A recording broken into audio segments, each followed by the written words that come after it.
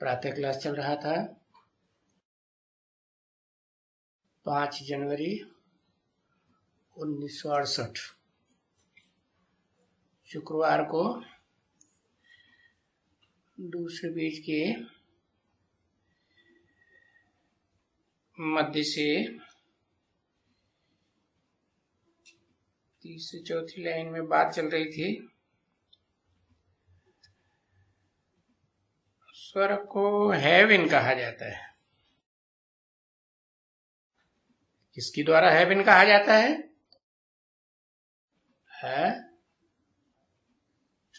अरे कौन कहता है हेवन? अरे अंग्रेज लोग कहते हैं हेवन। हेवन माने है विन, माना क्या किया? अरे भाई जीत लिया। किसने जीत लिया? हाँ, किसने जीत लिया? बाबा जीतने हारने का काम नहीं करता। हाँ, किसने जीत लिया?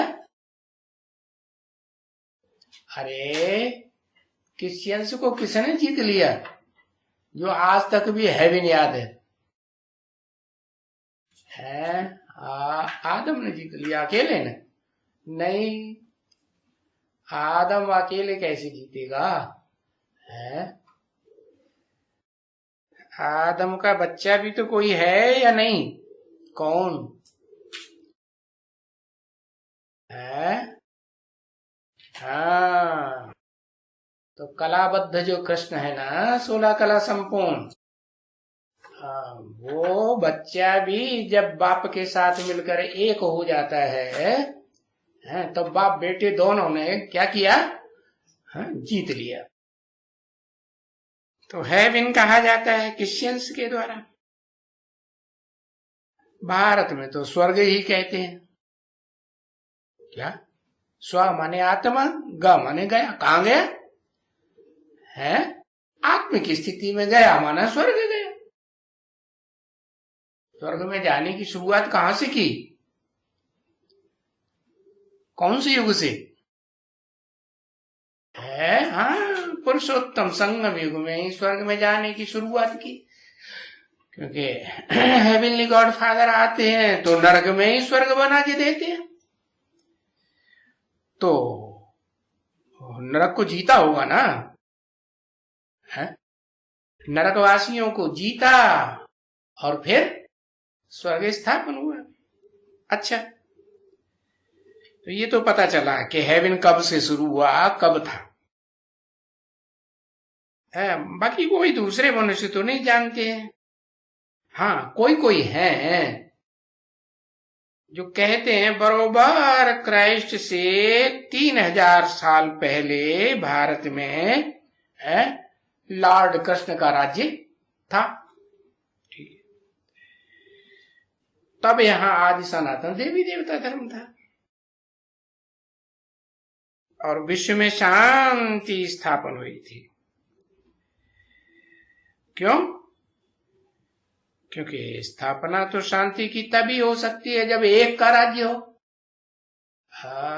और एक ही धर्म स्थापन हो जाए। तो एक ही राज्य था, एक ही धर्म था, एक ही बड़े से बड़ा राजा था, एक ही सारे विश्व का मालिक। और बाकी तो दूसरे धर्म वाले जो इस्लामी हैं, बौद्धी हैं, क्रिश्चियन हैं, वो तो थे ही नहीं, रह गए। उनका अस्तित्व तो खलास हो गया। तो फिर वो भी रिपीट करेंगे ना? हाँ, सृष्टि रिपीट होगी तो फिर वो भी ब्रॉड ड्रामा में, रिपीटेशन में वो भी आ जाएंगे। कौन? इस्लामी, बौद्धी, क्रिश्चियन आएंगे या नहीं आएंगे? तो वो ही फिर अभी जबकि ये तमो प्रधान दुनिया बनती है ना, बरोबर तमो प्रधान, तो ये आत्माएं कैसी बन जाती हैं? तमो प्रधान, तामसी। उनको देवताएं कहेंगे? देवताएं तो कहेंगे नहीं, देवताएं तो हैं ही नहीं। क्या बन गए? जो देवताएं थे, है, कहते हैं पारस बुद्धि थे। कैसी बुद्धि? हाँ, स्पर्श जिसको भी किया, वाइब्रेशन से स्पर्श किया, दृष्टि से स्पर्श किया, वाणी से स्पर्श किया, तन की इंद्रियों से भी स्पर्श किया, तो संग के रंग से क्या बनाई दिया? हम पारस ने। पार्श्वनाथ के बच्चे भी ऐसा ही काम करेंगे ना। हाँ, क्या बना दिया? मनुष्य से है, हाँ, तामसी से सात्विक बनाया है या नहीं बनाया? बनाया। तो जो बनाने वाली आत्माएं हैं वो हैं तो पुरुष ना। शरीर रूपी पुरी में शयन करने वाली आत्मा रूप में है या नहीं है? हाँ, तो कहेंगे हाँ, वो जो आत्मिक स्थिति में स्थित होते हैं तो देवताएं तो बनते हैं। बाकी तो जब और धर्मों के संसर्ग संपर्क में आते हैं, संबंध में आते हैं, तो फिर पत्थर बुद्धि बन जाते हैं। संग का रंग लगता है कि नहीं? हाँ, तो ये गाया जाता है क्या? पत्थर बुद्धि, भ्रष्टाचारी, विशियस वर्ल्ड बन जाती है। विशियस माने विषय विकार वाली है। किसको कहते हैं विष? है, विष कहते हैं पराई स्त्री या पर पुरुष को, भोग को कहते हैं विष। है, विष माने विष क्या करता है? विष पी लिया माना मर गया, खत्म हो गया। जैसे कि सांप का विष चढ़ता है तो क्या हो जाते हैं? बेहोश हो जाते हैं कि नहीं? हाँ, तो बस ये पर स्त्री, परगामी, पर पुरुष का संग का रंग चला तो फिर क्या हो जाता है? क्योंकि देवताएं में तो, देवताएं जो थे देवात्माएं, वो तो सतयुग त्रेता में 21 जन्म तक एक के साथ रहते थे। एक आत्मा के साथ संग रहता था कि अनेकों के साथ? एक के साथ संग रहता। फिर क्या हुआ? वो द्वैतवादी द्वापर युग से जब दो दो धर्म, दो दो राज्य, दो दो कुल, दो दो भाषाएं शुरू हो गई, तो फिर ये विष चढ़ने लगा संग के रंग का। तो उसको फिर विशियस वर्ल्ड ही कहेंगे ना। हाँ, उससे पहले वाइसलेस वर्ल्ड थी। तो थोड़ा समझ लो क्या कि हेवनली गॉडफादर जब इस नरक की दुनिया में आते हैं, नरक को स्वर्ग बनाने, नरक के बीच में ही स्वर्ग बनाते हैं ना। हाँ, तो आते हैं तो पहले क्या बनाते हैं? हर आत्मा को सात्विक बनाए देते हैं। सात्विक माने सुख भोगने वाली या दुख भोगने वाली? सुख भोगने वाली बनाते। अब वो आत्मा जब भी षष्टि रूपी रंगमंच पर कोई भी आत्मा है, देवात्मा हो, मनुष्य आत्मा हो, ऋषि मुनि की आत्मा हो, राक्षसी आत्मा हो, पशु पक्षियों की, प्राणी मात्र की, कीड़े मकोड़ों की भी आत्मा हो, जब कभी भी षष्टि रूपी रंगमंच पर आएगी तो सात्विक रूप में आएगी। सुख भोगेगी कि दुख भोगेगी? भले द्वापर युग से द्वैतवादी दुनिया में स्वर्ग नहीं रहता है, तो भी जो नई आने वाली आत्माएं हैं सुख भोगती है कि नहीं? हाँ, सात्विक होती है। तो इस बात को तो थोड़ा समझ लियो।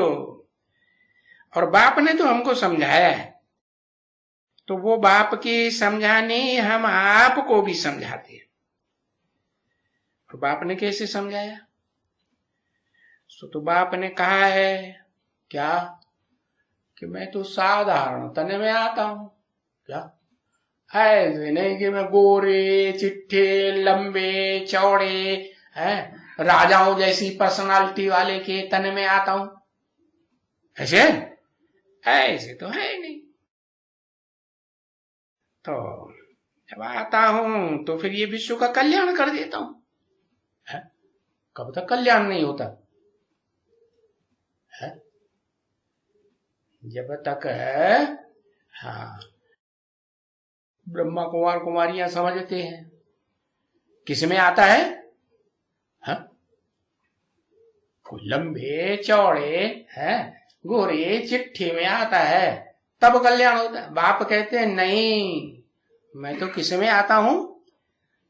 साधारण तन में आकर के फिर सत्युग की स्थापना करता हूं, शांति की स्थापना करता हूं, एक राज्य की स्थापना करता हूं। तो फिर ये बातें समझानी होती है ना। हाँ, तो वहां जब उस दुनिया में सेवा करने जाते हो तो पहले तो बाप की महिमा करो। क्या? हाँ, क्योंकि बाप की महिमा माना हेवनली गॉड फादर की महिमा। हाँ, और जिसे भगवान कहा जाता है उसकी, तो भगवान को तो सब मानते हैं ज्यादातर दुनिया में। हाँ, मानते हैं।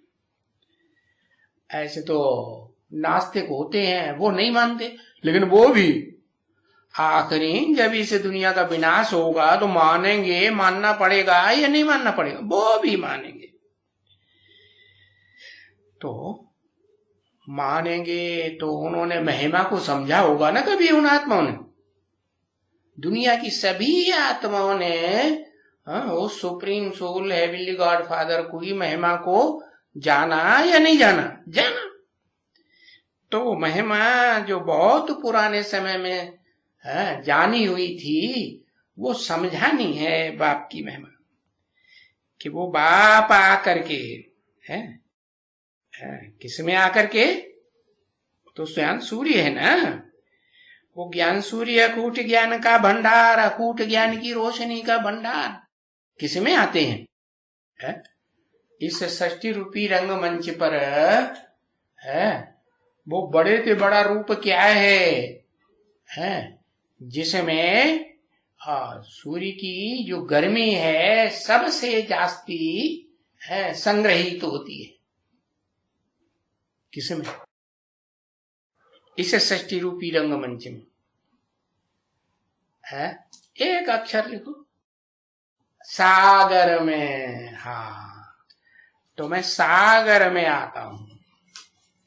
जैसे स्थूल सूर्य की रोशनी है सागर में सबसे जास्ती पड़ती है, गर्मी आती है, ऐसे ही मैं किस में आता हूं? मैं तो चैतन्य हूं ना, तो मैं चैतन्य उस आत्मा में आता हूं जो ज्ञान का सागर बनती है मेरे आने के बाद के पहले ही। बाद में कैसे बनती है? मेरे पास जो भी ज्ञान का अकूट भंडार है वो सारा भंडार ग्रहण करती है या नहीं करती? हाँ, सारी गर्मी सूर्य की जो है वो किस में आ जाती है? सागर में आ जाती। तो फिर वो बड़े से बड़ा अग्नि का रूप भी धारण कर सकता होगा कि नहीं? सागर की गहराई को किसी ने नापा? इस पृथ्वी के अंदर सबसे जास्ती गहराई में कौन जाता है? इस सृष्टि में कोई है जो इस पृथ्वी रूपी माता की गहराई में सबसे जास्ती गहरे जाता है? कोई है? हाँ, सागर मछली नहीं जाती है उतनी गहराई में है। हाँ, सागर का जल जो है जब बहुत गहरा है, जहां पृथ्वी में बहुत बहुत गहरा गड्ढा है, जहां की था किसी ने, मनुष्य ने पाई ही नहीं, तो कहां तक पहुंचता है? पृथ्वी के अंदर जो गर्मी है, लावा भरा हुआ है, अग्नि भरी हुई है ना, हाँ, वहां आग तक वो पानी पहुंचता है या नहीं? हाँ, पहुंचता है। वही जब ज्वालामुखी फूटता है ना पृथ्वी के अंदर से, तो वो लावा बाहर निकलता है। हाँ, और 3 हिस्सा समुद्र है, तो समुद्र में से अगर बाहर निकला तो वो किस रूप में ऊपर प्रत्यक्ष दिखाई देगा? है क्या कहते हैं उसको? बड़वा नल। क्या? ऐसे तो आग जंगलों में भी लगती है, लेकिन जंगल जब पृथ्वी का दायरा ही छोटा है, 1/3 पृथ्वी है, 3/4 सागर है, तो जब दायरा ही पृथ्वी का थोड़ा है तो जंगलों का दायरा भी थोड़ा हुआ ना, तो थोड़ी आग लगेगी, ज्यादा आग लगेगी? थोड़ी आग लगेगी। लेकिन बड़े से बड़ी आग कहाँ लगती है? सागर में लगती है। इसलिए उसका नाम ही रख दिया बड़वा अनल। अनल माने आग। क्या? बहुत बड़ी से बड़ी आग लगती है। तो वो है क्या? आग भी है? आग माने कौन कौन सी आग? काम विकार की भी आग है कि नहीं सबसे बड़ी? हाँ। और क्रोध की भी? क्रोध की भी आग है। और फिर जब बाप आते हैं, हेवनली गॉड फादर इस सृष्टि पर है सागर के सबसे जास्ती संसर्ग में, संपर्क में, संबंध में आते हैं। क्या और कोई होता है जिसके ज्यादा संपर्क, संबंध में आते हैं? तो फिर क्या होता है? परिवर्तन हो जाता है। क्या? फिर कामाग्नि, क्रोधाग्नि खत्म होकर के क्या बन जाती है?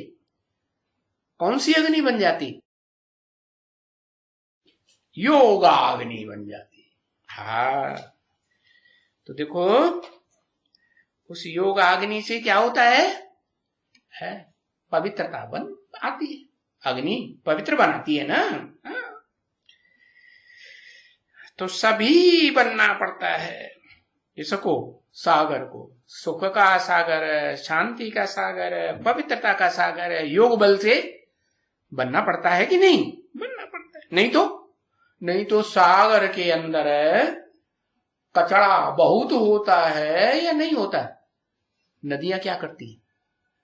नदियां पहाड़ों से लेकर के और मैदान में बहती हैं, सारी गंदगी बहा के कहां ले जाके डालती हैं? सागर में डालती है ना।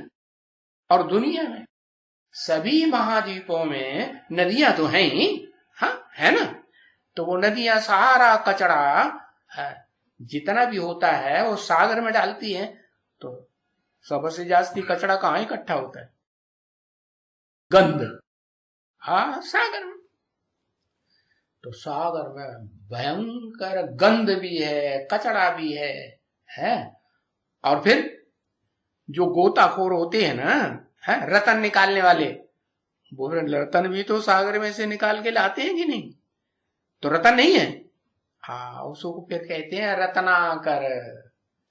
है रत्नों का भंडार, रत्नों की खान है समंदर में। तो वो सभी कुछ उसको बनना पड़ता है। किसको है? किसको बनना पड़ता है? सभी कुछ है। पवित्र भी बनना पड़ता है, अपवित्र भी बनना पड़ता है। वो गुणों का भी सागर है, अब अवगुणों का भी, अवगुणों का भी। तो सारी सृष्टि में जो अच्छे से अच्छा है, बुरे से बुरा है, उस सबका बीज है कि नहीं? सबका बीज है। हाँ, तो पहली बात है पवित्र। पवित्र बनेगा कि नहीं? पहले पवित्र बनना पड़ता है। तो कहते हैं कि काम महाशत्रु है। जो काम पर जीत पहनेंगे वो पहले जगत जीत बनेंगे। फिर तो नंबर 1 कोई छोटे है और कोई बड़े जीतने वाले। क्या? राज्य जीतने वाले छोटे राजा बनेंगे, कोई बड़े राजा बनेंगे। तो जगत जीत तो वो बनता है सागर। तो जरूर संगम युग होगा तभी तो जगत जीत बनेंगे। क्या? कौन से युग में बनेंगे? कौन से युग में हेवनली गॉड फादर आते हैं? वो तो आते ही हैं कलयुग के अंत, और जब सतयुग का आदि होता है। और इस सृष्टि रूपी रंगमंच पर जो पुरुष रूप आत्माएं हैं उनको नंबरवार उत्तम उत्तम उत्तम उत्तम बनना होता है। कि एक जैसे उत्तम बनेंगे। उत्तम माने श्रेष्ठ। तो कब बनती है? कलयुग के अंत और सतयुग के आदि, जिसका नाम है पुरुषोत्तम संगम युग। हर आत्मा को उत्तम बनना पड़ता है, नंबरवार की नहीं, हर आत्मा को उत्तम बनना पड़ता है। तो जब संगम युग होता है तब जगत जीत बनते हैं। तो मृत्युलोक से अमरलोक में जाएंगे। हाँ। पुरानी दुनिया को कहा जाता है मृत्युलोक है, और नई दुनिया को कहा जाता है अमरलोक। वहां मृत्यु नहीं होती। अरे मृत्यु तो देह की होती है, हाँ, लेकिन वहां इस दुनिया में जहां मृत्यु लोक है, वहां तो मौत का दुख सबको भोगना पड़ता है। कोई चाहता है कि मौत हो जाए? है? मौत तो कोई नहीं चाहता। लेकिन वहां क्या है? स्वर्ग में स्वेच्छा से शरीर छोड़ते हैं कि जबरियन शरीर छोड़ना पड़ता है? स्वेच्छा से छोड़ते हैं। तो कहा जाता है कंट्रास्ट है मृत्युलोक और अमरलोक का। तो वहां कोई मरने का दुख अनुभव नहीं करता नई दुनिया में, स्वर्ग में। तो उनको कहा जाता है आत्मिक स्थिति में रहने वालों का दुख। फिर आत्मिक स्थिति में जहां आत्माएं ओरिजिनल आत्मिक स्थिति में रहती हैं, देह होती ही नहीं, उसको कहा जाता है ब्रह्मांड। कैसा अंड? ब्रह्मा का अंड, अंडा। कोई भी जन्म लेता है प्राणी तो पहले कहां होता है? मां के गर्भ में। अंडा होता है कि नहीं है? मनुष्य भी जब पैदा होगा या जानवर भी पैदा होते हैं तो अंडे के रूप में बाहर आते हैं कि नहीं? हाँ, नहीं आते हैं। अरे अंडे के रूप में आते हैं। हाँ, फिर क्या करती है दाई माँ जो है, वो पेट में से जो नार निकलता है जिसमें से वो अंडा बंधा हुआ होता है ना, जिसके अंदर बच्चा होता है, उस नार को काट देती है। तो क्या होता है? वो जेर जो कवर है अंडे का वो अलग हो जाता है और बच्चा बाहर आ जाता है। तो देखो अंडे के रूप में आत्माएं कहां रहती है? ब्रह्मा अंड, ब्रह्मा के अंड में रहती, उसे कहा जाता है ब्रह्मांड। वो है एक जड़ रूप आत्माओं का ब्रह्मांड, जहां जड़त्वमयी आत्माएं रहती हैं कि चैतन्य में रहती है? वहां मन बुद्धि काम करती है, इंद्रियां काम करती हैं? इंद्रियां ही नहीं है, काम कहां से करेंगी? वहां तो जैसे कैसे आत्माएं रहती हैं? जड़वत। मनन चिंतन मंथन करती हैं? वो भी नहीं करती। तो वो तो है, हाँ, वो ब्रह्मांड। और ये है, वो है जड़त्वमयी आत्माओं का ब्रह्मांड। और ये है जिसे कहते हैं परम ब्रह्म, बड़े से बड़ा ब्रह्मा है। उसका अंड कैसा? चैतन्य आत्मा या जड़त्वमयी आत्मा है? चैतन्य आत्मा। उस अंडे में, गर्भ में जब 5 महीने के बाद आत्मा प्रवेश करती है तो माता को अनुभव होता है ना चुर्र का? हाँ, अनुभव होता है। तो चैतन्य हुई या जड़ हुई? चैतन्य। तो है अंडे में, अंडा कहा जाता है। अंडे भी देखो, कोई कितने बड़े, कोई कितने छोटे। तो अब इस आत्मा रूपी अंडे को भी तो जानना चाहिए ना। आत्मा भी क्या है? अंडा मिसल है ना, बीज है ना। तो आत्मा को कहते हैं बहुत छोटी है, अति सूक्ष्म। जैसे आत्माओं का बाप, वैसे आत्माओं का बाप का बच्चा। तो सब आत्मा रूपी बच्चे अति सूक्ष्म है। जो गीता में लिखा है अणुअणियांश, लेकिन उन्होंने तो समझ लिया भगवान होता है अणु से भी अणुरूप। अरे जब बाप अनुरूप होगा तो बच्चे भी कैसे होंगे? अनुरूप ही होंगे ना। हाँ, तो अंग्रेजी में उनको कहते हैं एटम। क्या कहते हैं? एटम। वो तो जड़ एटम को ही सब कुछ समझ लेते हैं और उसी का विश्लेषण करते हैं। लेकिन बाप आकर बताते हैं नहीं, अरे तुम भी एटम हो, एटम कहो आत्म कहो। हिंदी में कहते हैं आत्म, अंग्रेजी में कहते हैं एटम। स्पेलिंग कैसी है? ATM, 3 अक्षर है कि नहीं? हाँ, और हिंदी में भी आत्मा, आत्मा है ना। हाँ, तो देखो आत्मा अति सूक्ष्म होने से बिंदु समान है। अब बिंदु को चाहिए जितना छोटा बनाते जाओ। ऐसे थोड़े कि ऐसे बिंदु बनाया तो बिंदु हुआ, नहीं, और छोटा कर दो, और छोटा कर दो, और छोटा कर दो। जितना तुम्हारे पास है देखने की, बनाने की क्षमता है उतना छोटा कर दो। तो उनमें देखो आत्माओं में, बिंदु रूप आत्माओं में है, उसको तुम रिकॉर्ड कहो। पहले देखो, पहले रिकॉर्ड बड़े बड़े होते थे कि छोटे छोटे होते थे? हाँ, ग्रामोफोन का तवा होता था ना, जितना बड़ा तवा उतना बड़ा रिकॉर्ड। फिर क्या हुआ? फिर रिकॉर्ड थोड़े छोटे छोटे कैसेट बनाने लगे, बनाए कि नहीं? हाँ, फिर क्या हुआ?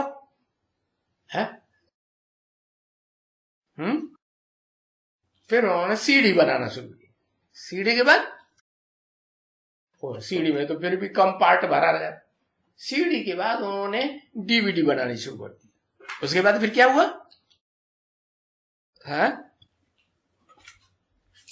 हाँ, उसके बाद पेन ड्राइव निकल पड़ा। हाँ, नहीं, पहले वो निकला क्या, ये जो बड़ा वाला क्या होता है, अरे उसको क्या कहते हैं, हार्ड डिस्क। हाँ, हार्ड डिस्क में तो बहुत मैटर भर गया। पेन ड्राइव में थोड़ा भरा जाएगा कि ज्यादा? हार्ड डिस्क देता है। पेन ड्राइव में पेन ड्राइव छोटा, हार्ड डिस्क बड़ा। तो ऐसे ऐसे ये पुरुषार्थ की गति बताई कि आत्मा जब आत्म की स्थिति का पुरुषार्थ करती है, आत्म की स्थिति में टिकने का पुरुषार्थ करती है, तो पहले कम टिकेगी कि ज्यादा टिकेगी? पहले कम, फिर बाद में अति सूक्ष्म स्टेज में टिक। इसलिए बाप ने बताया कि भाई तुमको प्रैक्टिस पड़ी हुई है बड़े रूप को याद करने की, देह को याद करने की। जब से द्वापर युग शुरू हुआ, द्वैतवादी युग, तो तुमने देह को याद करना शुरू किया, बड़े रूप को, तो जन्म जन्मांतर याद करते तुम्हारी प्रैक्टिस पड़ी हुई है। कौन सी प्रैक्टिस पड़ी है? देह को, बड़े रूप को याद करने। तो बाप कहते हैं अरे बाप दोनों रूप धारण करता है। कौन बाप? शिव बाप जिस मुकर्रर रथ में प्रवेश करते हैं, वो मुकर्रर रथधारी आत्मा बड़े ते बड़ा देवान का रूप भी धारण करती है। बड़े ते बड़ा अहंकारी होता है कि नहीं? हाँ, बड़े ते बड़ा देह अहंकारी। और फिर प्रैक्टिस करते करते, आत्मा की याद करते करते क्या हो जाता है? बाप को याद करते करते अति सूक्ष्म ज्योति बिंदु बाप समान बन जाता है। तो बच्चों को क्या करना है? ये धीरे धीरे सहज सहज ये प्रैक्टिस बढ़ानी है। क्या कि आत्मा रूपी जो रिकॉर्ड है उसको ऐसा पावरफुल बनाना है जो पूरे सृष्टि रूपी चक्र में पार्ट बजाने वाली आत्मा बन जाए। बन सकती कि नहीं? अब कोई आत्माएं कम पुरुषार्थ करती हैं, कम मेहनत करती हैं, कोई ज्यादा मेहनत करती है आत्म की स्थिति में टिकने की, है देह के धंधों में ज्यादा लगी रहती, तो फिर उतनी पावर उनको मिलेगी? उतनी पावर नहीं मिलती। तो बताया इन बातों को समझे। 84 जन्म का पार्ट इस आत्मा रूपी रिकॉर्ड में भरा हुआ है। तो देखो मैक्सिमम से मैक्सिमम कितने जन्म आत्मा लेती है? 84 जन्म है। और मिनिमम कम से कम इस सच रूपी रंगमंच पर एक जन्म भी लेती, तो एक जन्म लेने वाली आत्मा कब आएगी? जरूर कहेंगे सृष्टि के अंत में, जब तमो प्रधान दुनिया बनती है, कलयुग है, तो कलयुग के अंत में ही आएगी, जब दुनिया का विनाश हो रहा होगा, अंतिम विनाश होने वाला होगा, चतुर्थ विश्व युद्ध, तब वो आत्माएं ऐसी एक जन्म लेने वाली उतरेंगी कि नहीं? ढेर की ढेर, हाँ उतरेंगी। तो मिनिमम है एक जन्म। तो जो पहले पहले आते हैं वो जरूर 84 जन्म भोगेंगे। हाँ, पिछाड़ी में जो आते हैं, है? पिछाड़ी में आते हैं, तो जब विनाश होता है तभी तो आते होंगे ना, तभी आते हैं। तो देखो सेंसेस तो बढ़ती रहती है, आदमशुमारी हो।